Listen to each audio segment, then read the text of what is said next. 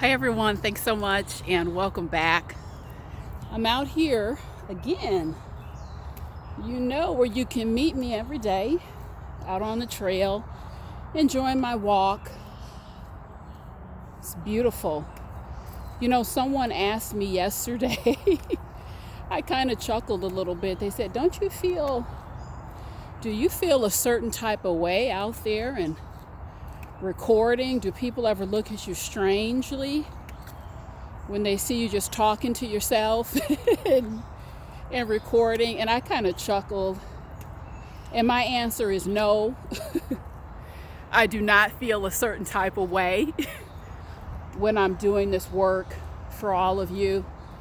Quite frankly, 9 times out of 10, the people who would look at me a little strange, they're the ones who need some motivation and inspiration too. Quite frankly, we all need it. I know what I'm doing out here. I know who I'm working for. I know what this work is all about. So, no, to answer the question, yes, I do feel a type of way. I feel fantastic. I hope you are feeling great and refreshed today. I'm encouraging you, meet me, put your shoes on every day, guys. Walking checks off a lot of boxes. It really does. We get our health benefit. We want to look good, feel good, beautiful skin, healthy body. And we also get that emotional well-being from walking. So it's a tremendous practice. We're talking about boosting serotonin levels, get that dopamine flowing. We're literally talking about a natural high. So join me every day. We're going to be touring some great places as we're walking and talking over the remainder of this spring and this summer. So today I want to have a conversation about the psychology of controlling and manipulative people. And I firmly feel this video can check a lot of boxes for you, help a lot of people to understand some of the behaviors that you will see from these people that can be very perplexing. First and foremost, I want you to understand when you're dealing with a controlling or manipulative person, it feels like they are solely focused on controlling and manipulating you. Feels like they are solely focused on controlling and manipulating you. And in all actuality, that's not true. What's really happening is they are using you to regulate their internal process.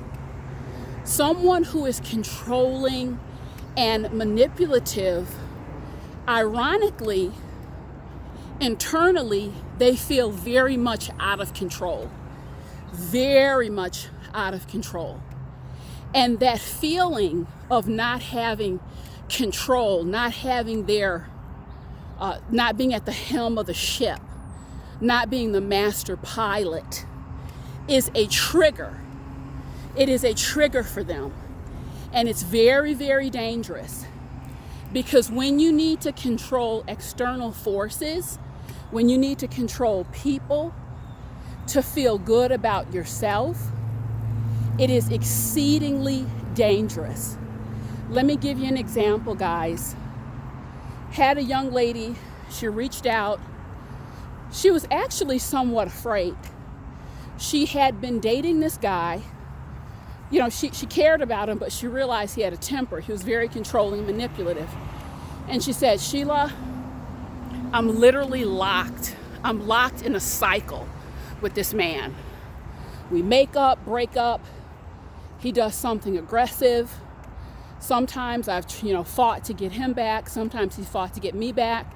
The reality is he doesn't want me. This man does not want me. He really doesn't. We don't have a lot in common. This is about control. I was very familiar with this type of individual, and I gave her a bit of unorthodox advice.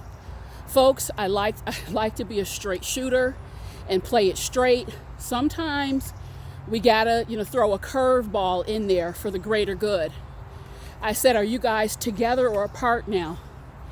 And she said, well, we're together, but inevitably in the next month or so, there's gonna be a fight, there's gonna be an argument. And I said, do me a favor. When that argument happens, let him break it off with you. Let him toss you over this time. You don't walk away. Let him break it off with you. And when you let him break it off with you, I want you to say something to the effect of, you know what? I keep disappointing you. I keep disappointing you. And I'm putting you in a position where you have to just continue to break it off with me. This is not fair to you. So I completely understand why you needed to let me go. I completely get it. Okay? Guess what, guys? She didn't have any more issues with him. A little bit of rigmarole the first couple weeks. But what she kept putting up, what she kept saying to him was, we're going to stop here and just look at the water for a bit. What she kept saying to him was, you made the decision. You made the choice. I put you in a position where you needed to decide to do this. Folks, that was her ticket out. It's not effective in every situation, but it's a powerful technique when you're dealing with these controlling and manipulative people. Because what they need to feel is a sense of what? Control. I made this happen. I'm in control. I got rid of you. You didn't do anything. So, it's the psychology of it is just understanding someone who gains all of their self-validation, their self-respect, their self-worth. It all comes through external forces. As sad as that is, it's the reality. And if you get yourself wrapped up in a relationship with one of these people, and some people work with these folks, so you can call them control freaks, whatever label you want to put to it. But what I want you to be clear on is that they are exceedingly insecure. That's why they have to grip relationships so tight. That's why they have to grip processes so tight. Works with a woman, absolutely devastated. And I'm talking to people with these controlling personalities as a cautionary tale and as a warning for you of where your controlling, manipulating behavior is going to get you. This was a mother of four boys. She was in her mid-60s.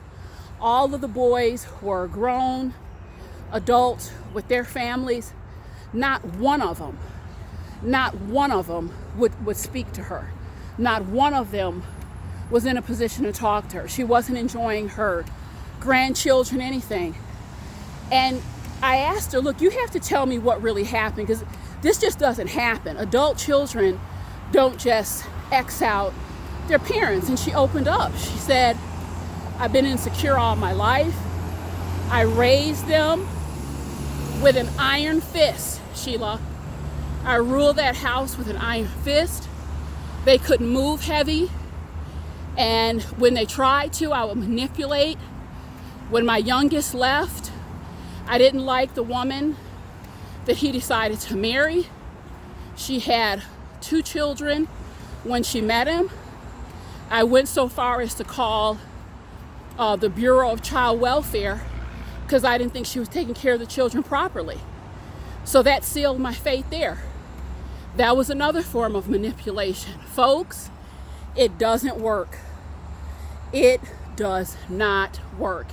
And I don't think she is going to repair those relationships, because ultimately you can control people for a while, particularly if they're your children. You may find someone in a relationship where they're letting you control them, but man, oh man, when they break free, they won't want anything to do with you, because guess why? They have experienced liberation. They have experienced the liberation, and you're not a part of it. And the other piece to this message that I want everyone to be clear on, people who need to control and manipulate, the core spiritual foundation must be developed. Because when that is developed, you understand you're not controlling anything anyway. None of us. The control you think you have is really an illusion. We don't control anything. The air you breathe, these plants that you see, the trees, the water, this is all given. This is all given. It's to us on loan. Your families, your health, none of that. It is all given by a source much greater than us. So ironically, people control and manipulate when gratitude is the solution to replace all of that. Because if they weren't so busy controlling, manipulating, say, wow, I'm so grateful. I'm so grateful for all that I have and all that I am today. So folks, this is just a little bit on the psychology of the controlling and manipulating personality. I'm probably going to do a part 2 because, to be honest, I have about 9 hours worth of additional content to share on the topic, but I like to give you nuggets to chew on. Thank you so much. Take care of yourself. Have a great day. I'll see you soon.